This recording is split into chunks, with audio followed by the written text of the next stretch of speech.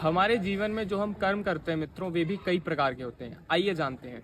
हमारे कर्म क्रमशः 6 प्रकार के होते हैं। सबसे पहला नित्य कर्म, वो कर्म जो हम डेली अपने जीवन यापन के लिए करते हैं। दूसरे प्रकार का कर्म नैमित्तिक कर्म, वे कर्म जो हमारे नियमशील कर्म होते हैं। जैसे कि हम स्कूल जाते हैं तो स्कूल के नियम के हिसाब से हमें कुछ काम करना पड़ता है, तो वे हमारे नैमित्तिक कर्म हो गए।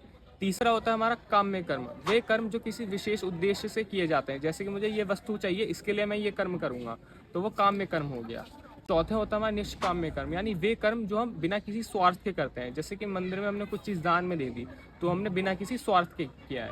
पांचवें प्रकार का कर्म होता है हमारा संचित कर्म। संचित कर्म माने वे कर्म जो हमारे जन्म जन्मांतर पिछले जन्मों में जो हमने कर्म किए हैं, उसके जो फल इकट्ठा होते हैं, जो हमें आगे अपने जीवन में भोगने पड़ते हैं, वे होते हैं हमारे संचित कर्म।